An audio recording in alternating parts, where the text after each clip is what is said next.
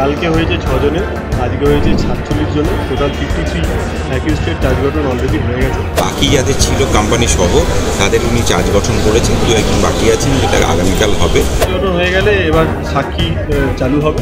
এই সাক্ষী চালু হওয়ার জন্য এই সাক্ষী লিস্টটা কোর্ট দিতে বলেছে।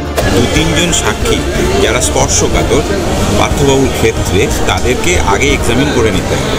দুর্নীতি রিডির যে মামলা, তাতে কি বললেন? আমাদের আজকে চার্জ গঠনের জন্য ছিল, গতকাল থেকেই শুরু হয়েছে চার্জ গঠন প্রক্রিয়া। 6 জনের গতকাল হয়ে গেছে। বাকি যাদের ছিল কোম্পানি সহ তাদের উনি চার্জ গঠন করেছেন, দু একজন বাকি আছেন, যেটা আগামীকাল হবে।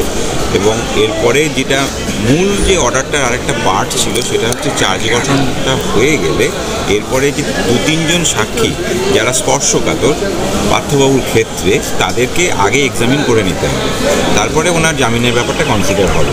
তো সেই হিসেবে আজকে ওরা লিস্ট দিয়েছে, 3 জনের নাম দিয়েছে, এবং সেই অনুযায়ী ওর 3টে ডেট দিয়েছে, 14, 20 আর 27।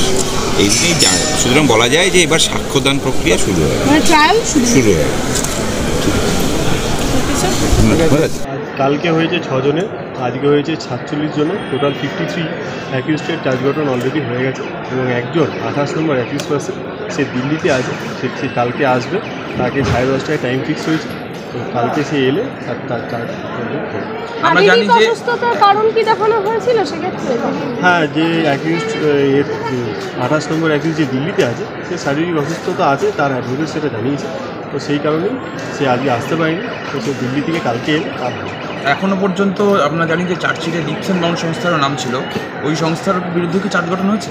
হ্যাঁ, যাদের ছিল সবারই নামে হয়েছে, শুধু একজনই বাকি আছে, সেটা হলো 28 নম্বর। লিপসেন মাউন্ট আছে আমাদের? হ্যাঁ, যাদের নাম আছে সবারই আছে, যাদের 5th সাপ্লিমেন্টারিতে যতজনের নাম আছে সবারই নামে হয়েছে। বিচারককে আমি বলতে শুনলাম যে ইডির কাছে তারা সাক্ষীর তালিকা চেয়েছে আজকের মধ্যে। হ্যাঁ, আজকে ওনারা চেয়েছেন যে সুপ্রিম কোর্টের নির্দেশ অনুযায়ী 2 থেকে 3 জন ভালনারেবল উইটনেসের একটা তালিকা চেয়েছে। তো সেইটা ইডিকে বলেছে যে আজকে দুটোর মধ্যে ওনাদেরকে জানাতে হবে যে কারা ভালনারেবল, সেটা 2 থেকে 3 জনের উইটনেসের একটা লিস্ট জমা দিতে বলেছে। তো এখনও দুটো বেরিয়েছে, কিন্তু এখনও ইডি দিতে পারেনি। তো ইডি দিই সেই হিসেবে তখন ভালনারেবল উইটনেস সুপ্রিম কোর্টের যেটা নির্দেশ ছিল, সুপ্রিম কোর্টের যে নির্দেশ ছিল 6/12/2024-এ, সেই সুপ্রিম কোর্টের নির্দেশের অনুযায়ী। আপনারা একটু জানতে চাইবো যে এই চার্জ গঠন হয়ে গেলে পরবর্তী কোন প্রক্রিয়াতে? এই চার্জ গঠন হয়ে গেলে এবার সাক্ষী চালু হবে।